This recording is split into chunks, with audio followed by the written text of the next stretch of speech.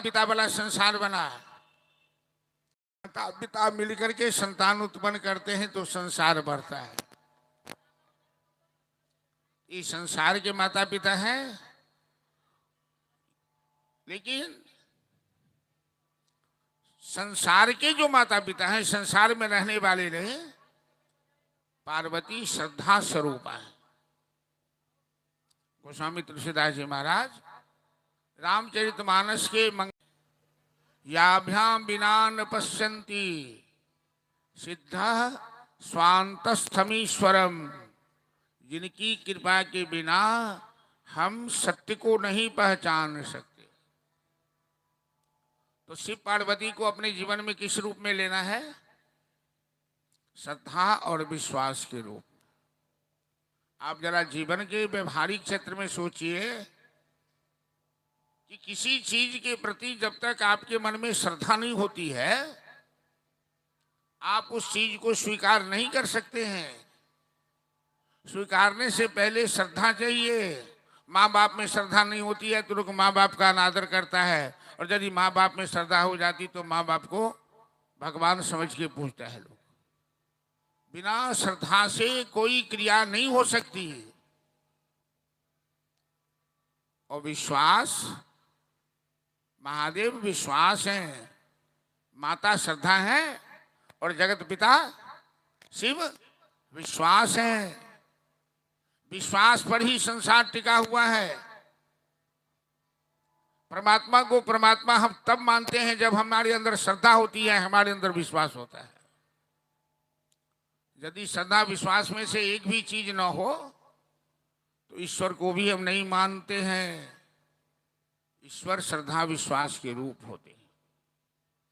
जिस श्रद्धा विश्वास पर ही संसार टिका है, संसार का आधार भी वही है, श्रद्धा विश्वास रूप, जो भवानी और शंकर के रूप में विद्यमान है। ऐसे ही जो जगत के माता पिता श्रद्धा विश्वास रूप, उनके पावन चरणों में कोटि कोटि सह नमन करते हुए उपस्थित यहाँ जितने भी श्रद्धालु हैं, आयोजक समेत, जजमान समेत, सबों को बहुत बहुत साधुवाद, धन्यवाद देते हुए, उनके प्रति शुभकामना व्यक्त करते हुए इस व्यास मंच से मैं शिव कथा में प्रवेश करना चाह रहा हूं। हम लोग शिव महापुराण की कथा में बैठे हुए हैं। दो बातें मैंने पहले बताई, जिसे ध्यान में रखना है कि सत्संग ही जीवन के सर्वांगीण विकास का मूल स्रोत है, और श्रद्धा विश्वास के बिना जीवन नहीं चल सकता है। जो महादेव और पार्वती श्रद्धा विश्वास के रूप में है, तभी कथा भी समझ में आएगी। जब श्रद्धा लेके बैठोगी कथा में, विश्वास लेकर बैठोगे। किसी महापुरुष ने कहा भगवान ऐसे थे,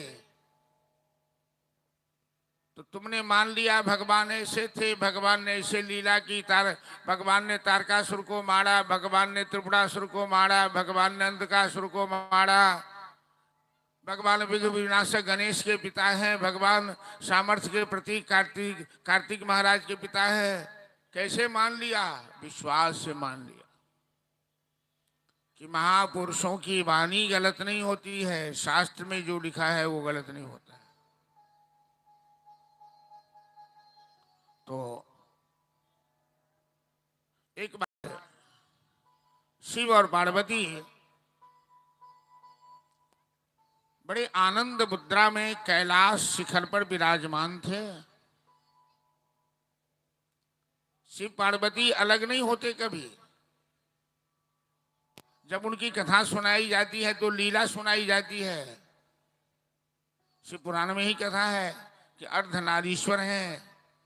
महादेव की पूजा कभी अकेले नहीं होती है। शांब सदाशिव की पूजा होती है। अम्बा मतलब माँ, क्योंकि शिव अकेले हैं ही नहीं और पार्वती अकेली है ही नहीं, दोनों मिलकर ही बूढ़े हैं। राम सीता मिलकर बूढ़े हैं, राधा कृष्ण मिलकर बूढ़े हैं, और शिव पार्वती मिलकर ही पूरे होते, अर्धनारीश्वर है। तो बाएं भाग में यशांके च विभाति भूधर सुता देवा पगा मस्तके, जगदम्बा पार्वती विराजमान है और भोलेनाथ प्रसन्न मुद्रा में। भोलेनाथ को देखकर माता जी ने प्रश्न पूछा कि भोलेनाथ कुछ कथा सुनाइए हमें। महादेव ने कहा कि कैसी कथा सुनना चाहती हो? तो जिस कथा में आपकी महिमा हो, जिस कथा में आपके धाम की महिमा हो, जिस कथा में आपके नाम की महिमा हो, और जिस कथा में आपके स्वरूप की महिमा हो। भगवान के 4 चीज सत्य होते हैं, दिव्य होते हैं: नाम, लीला, रूप और धाम। शिव के धाम का भी उतना ही महत्व है जितना शिव का महत्व है। शिव के नाम का भी उतना महत्व है जितना शिव का महत्व है, और उनकी लीला का भी उतना ही महत्व है। तो नाम, लीला, रूप, धाम, जिसमें महिमा के रूप में जिसमें वर्णन हो, ऐसी कथा सुना। भोलेनाथ कहते हैं पार्वती कि वासुदेव कथा प्रश्न पुरुषा स्त्री ने पुनाते ही वक्तारम पृक्षकम श्रोत्रिस्तदपाद सलिलम यथा। हे गिरिनंदिनी, जब कोई आदमी सत्संग करना चाहता है और हमसे कोई प्रश्न करता है,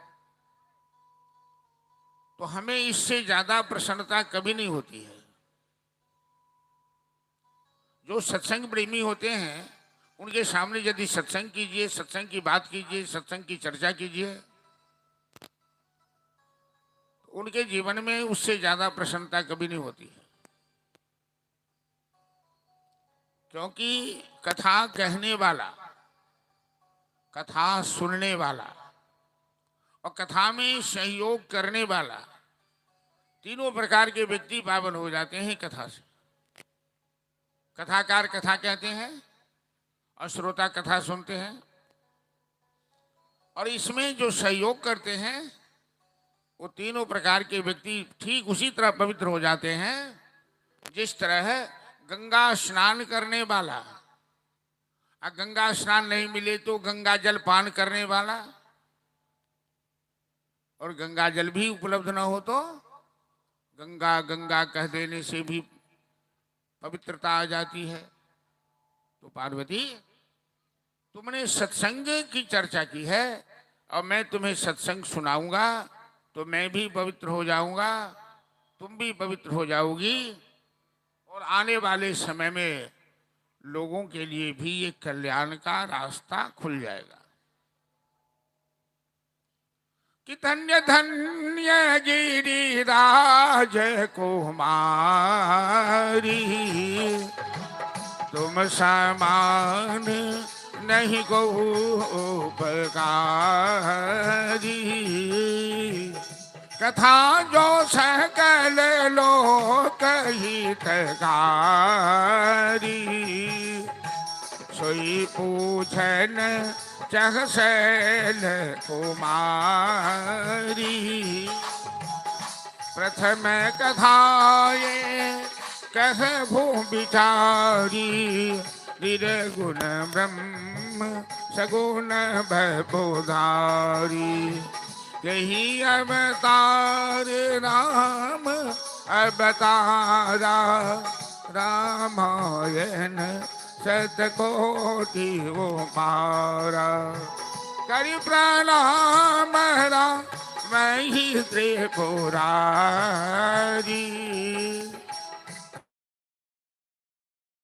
भाषम गिरा उधारी हरसि सुधा समघिरा उधारी। प्राचीन काल में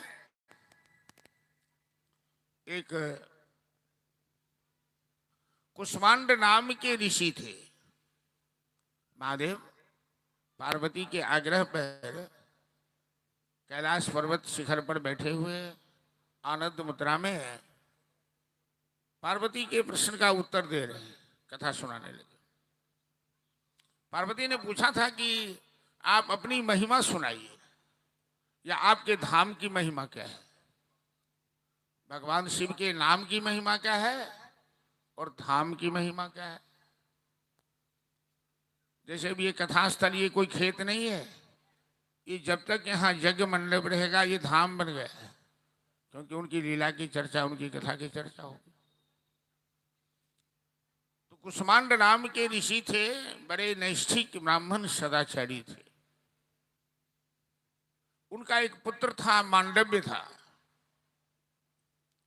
तो ऋषि का पुत्र, लेकिन वो बुरी संगति में पड़ गया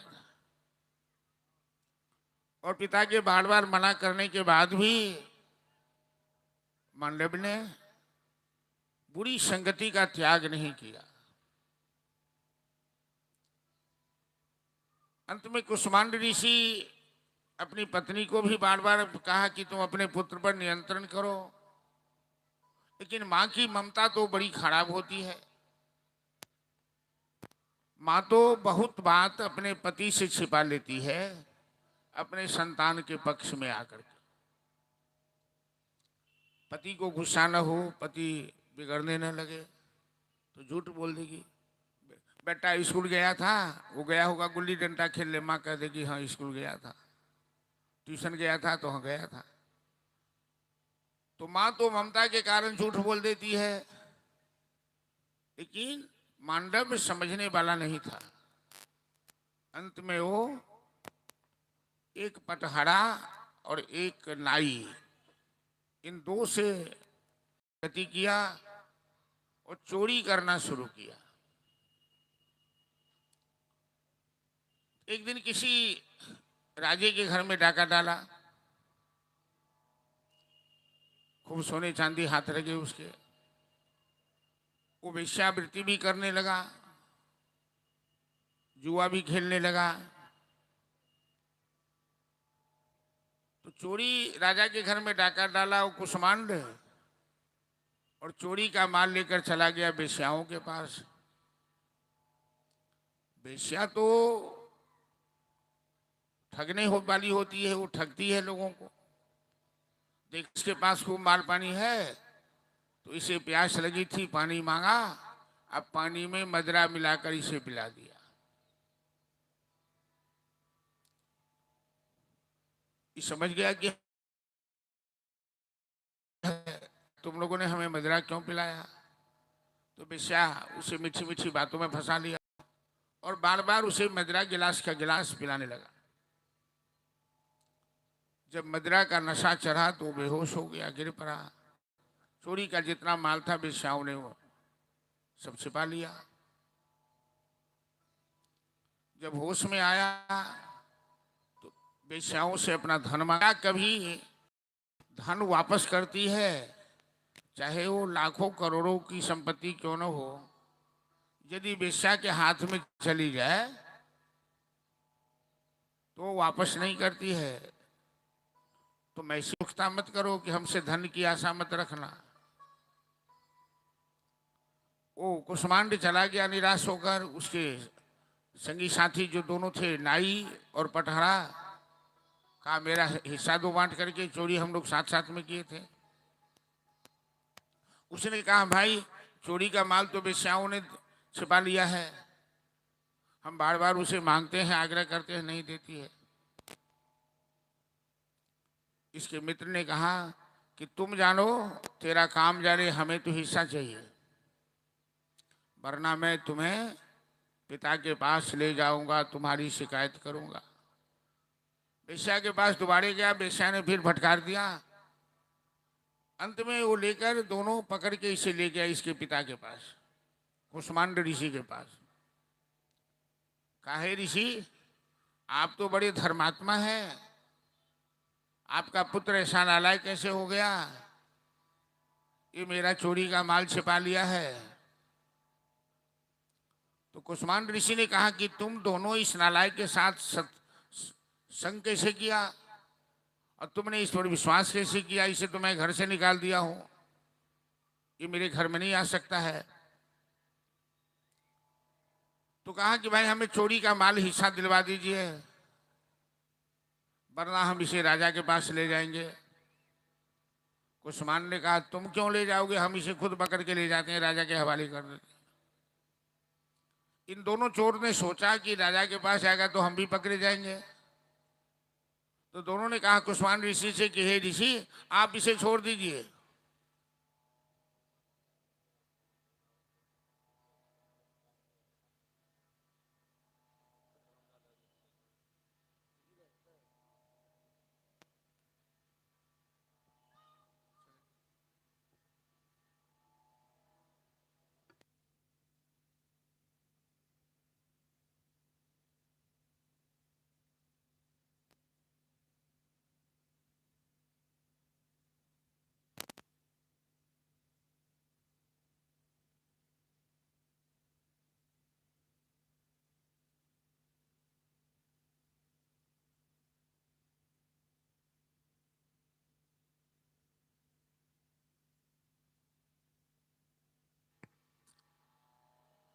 तो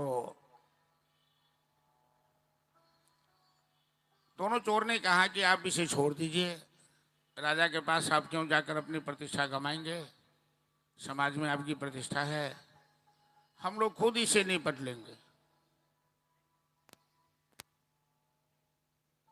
अब पटहरा और नाई दोनों उसे पकड़ के ले गया जंगल में, और उस दोनों ने मिलकर उसकी बड़ी पिटाई की। अपना हिस्सा लेने के लिए दोनों ने बड़ी पिटाई की,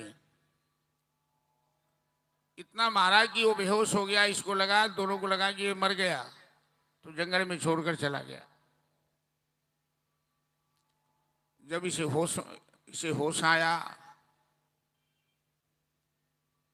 मंडप को होश आया, वो धीरे धीरे वहां से चला गया।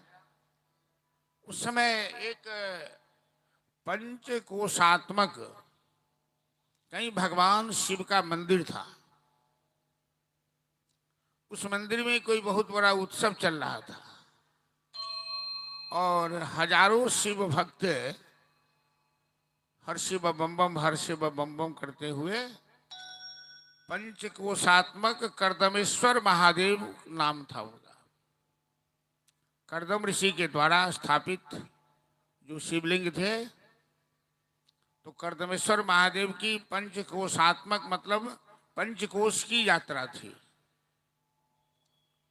तो मांडव्य जब होश में आया तो उन शिव भक्तों के साथ झुंड के झुंड शिव भक्त हर शिव बम बम हर शिव बम बम करते हुए जा रहे थे।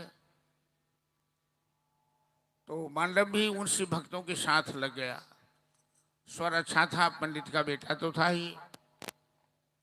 तो लोगों को लगने लगा कि ये भी कोई शिव का बहुत बड़ा भक्त है, और भगवान के साथ जो भी कोई आसरा ले ले, भगवान के पर विश्वास कर ले, भगवान की सेवा में लग जाए, भगवान की भक्ति करने लगे, तो भगवान ऐसे दयालु हैं, ऐसे कृपालु हैं कि लोगों का सम्मान बढ़ा देते हैं, लोगों का आदर बढ़ा देते हैं, लोगों की प्रतिष्ठा बढ़ जाती है।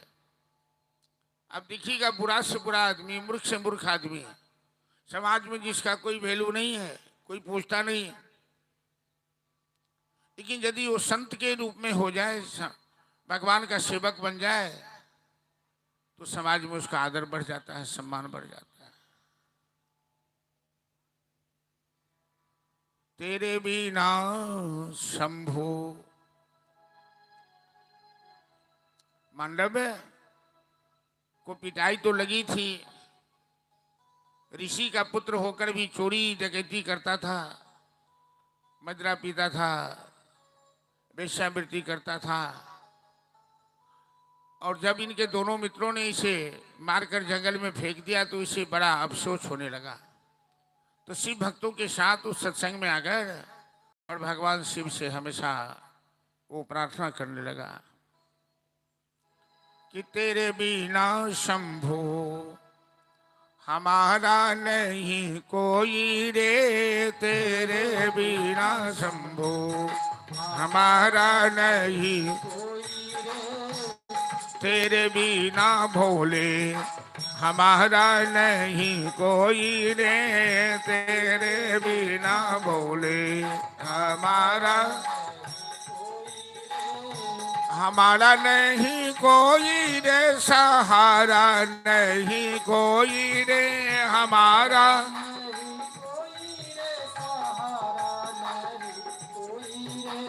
तेरे बिना शंभो हमारा नहीं कोई रे, तेरे बिना शंभो हमारा नहीं, तेरे बिना शंभो।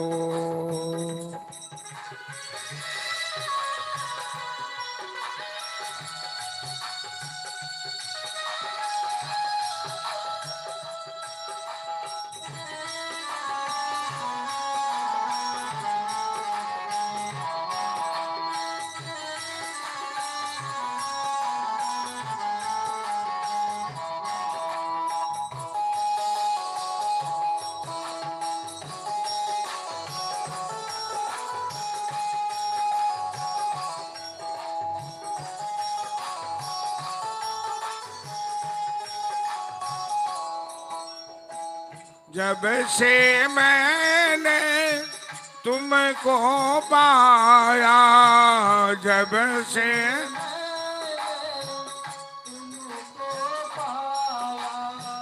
तूने मुझको गले से लगाया, तूने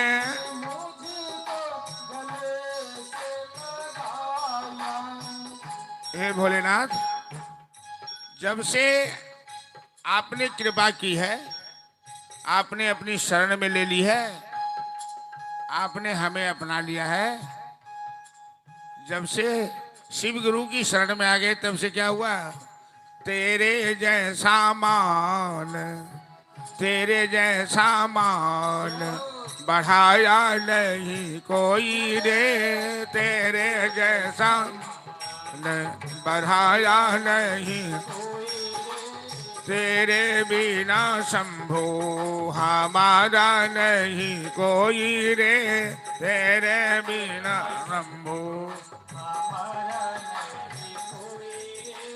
तेरे बिना भोले।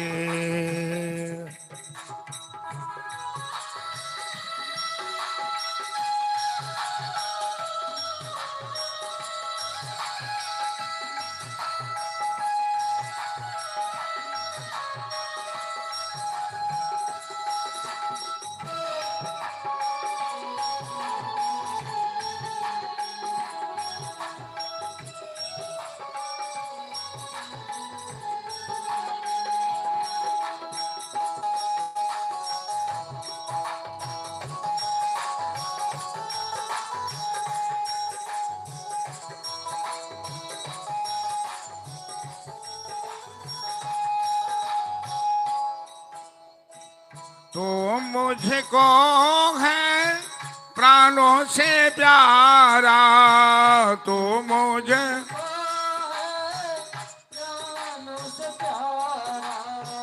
तुझ पे मैंने सब कुछ बारा, तुझ पे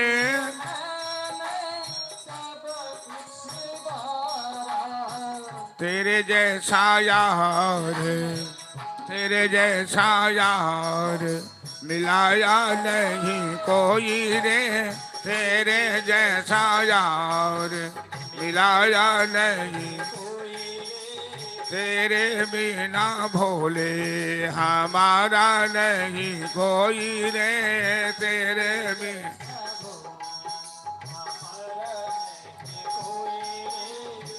घर घर तेरी पूजा कराओ, घर घर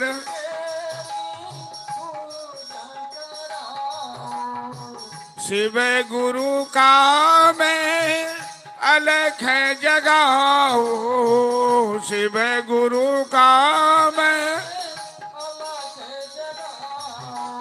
घर घर तेरी पूजा कराओ, घर घर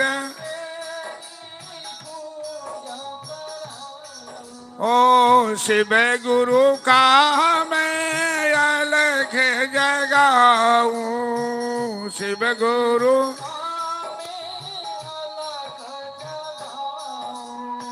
तेरे बिना मान, तेरे बिना मान बढ़ाया नहीं कोई रे, तेरे बिना मान बढ़ाया नहीं, तेरे बिना शंभो हमारा नहीं कोई रे, तेरे बिना हमारा नहीं कोई रे, तेरे बिना भोले। हर हर महादेव। दुनिया तो स्वार्थ के बस किसी के साथ रहता है, और जब तक जिससे जिसका स्वार्थ पूरा होने वाला हो वो उससे नाता जोड़ के रख